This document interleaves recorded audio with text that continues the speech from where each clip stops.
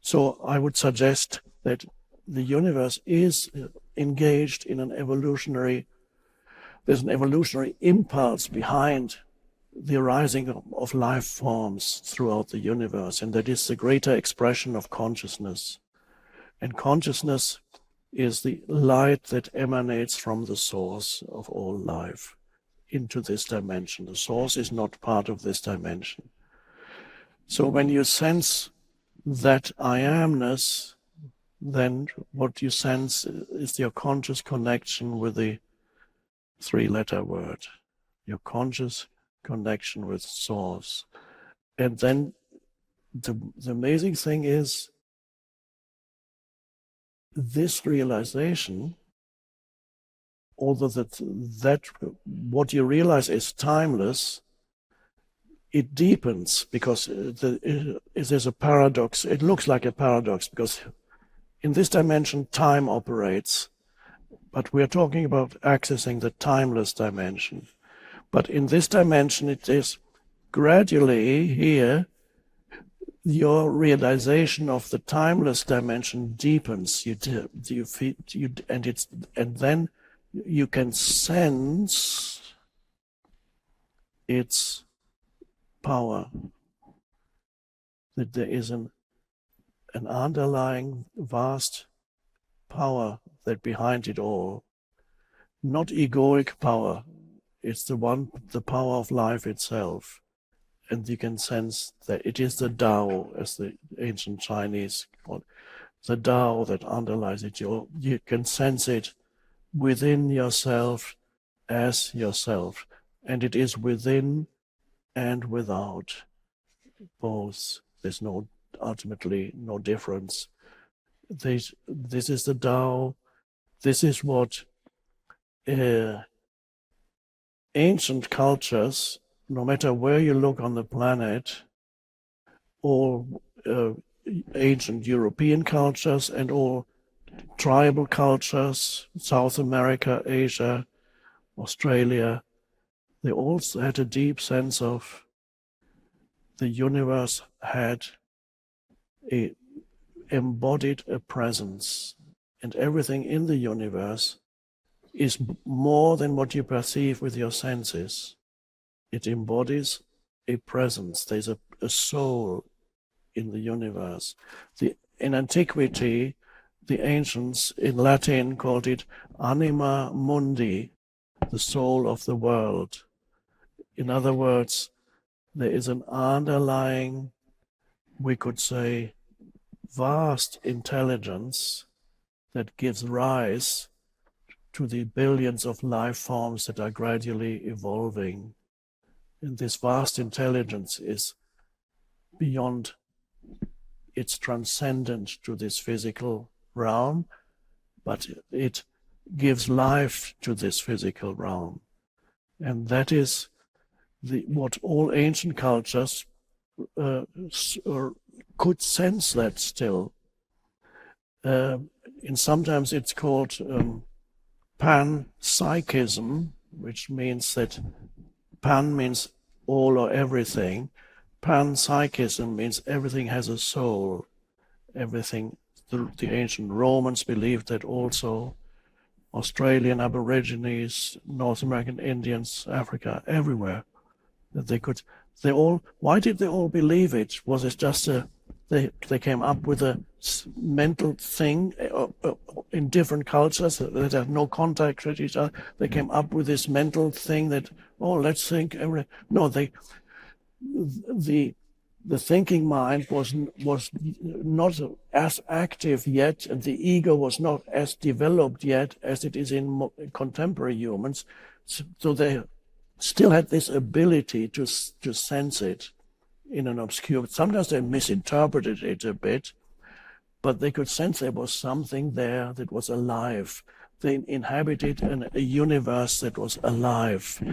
Then the 19th century came with materialistic science and the theory of evolution. Of course, there is evolution, but the evolution is not it's not chance, pure chance. It is like there's an intelligence behind it.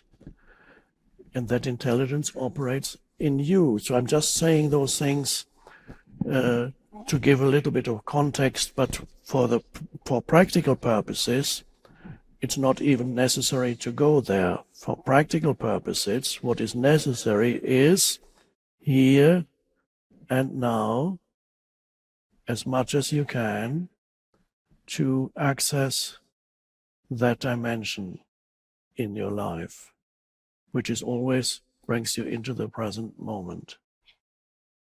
And whether meditation is good for you, you have to see whether can be helpful, can also be misleading. How can it be misleading? Meditation can be misleading if you approach it in not the right way. Now, what does that mean? You do not approach meditation in the right way if you regard the practice of meditation is something that you do. It becomes a doing.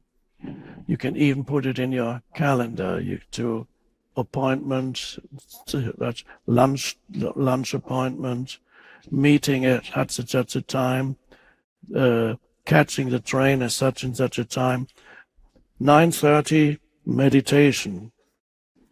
So many things to do during the day, and then the last doing is the meditation. But meditation is not something that you ultimately you can't do it. If you have this mind pattern that meditation is something that you do, it becomes the barrier to the realization of being, because being is timeless here and now. It already is. So if you okay, let's do a meditation.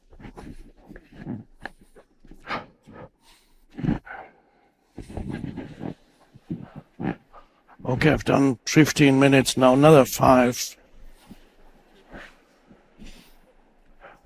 Okay, now what's the next thing? But the realization of being, you have to relinquish even the idea of doing.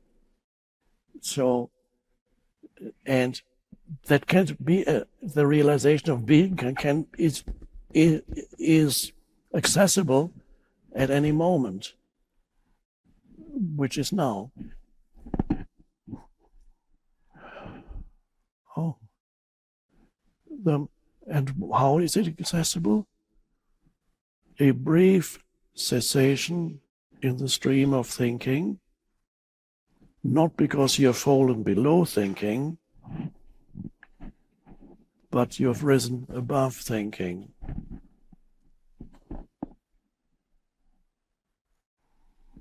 There's that space again.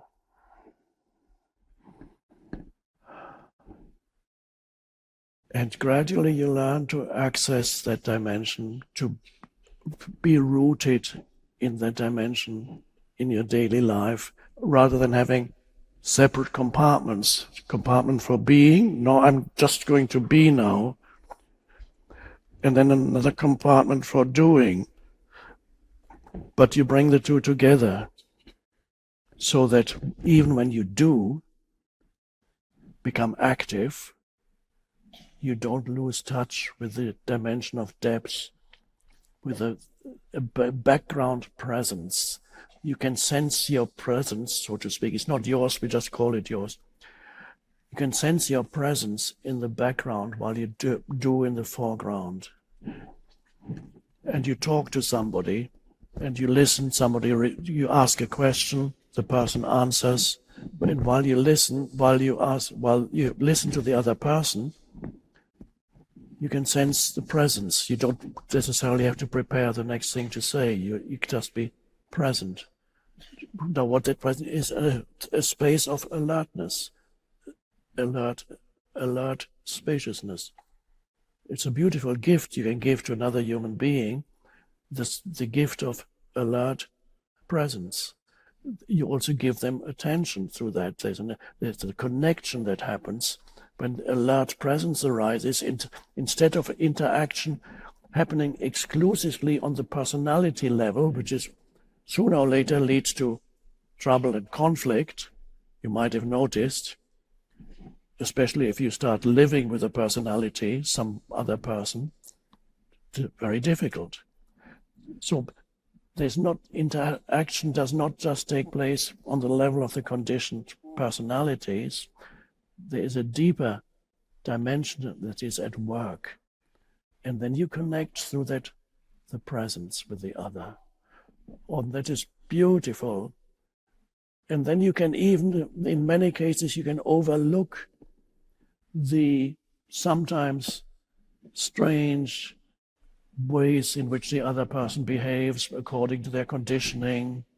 You can kind of look through it quite often. Sometimes it may be so dense, the conditioning, that you can't look through it, but these are exceptional cases.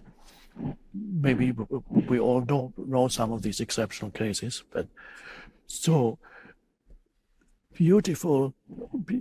And if you interact with nature in that way, it deepens the way in which you perceive the natural world. It's not almost as if it's much better than any drug like acid could do for you. I tried it once and I said, no, my normal state of consciousness is much better.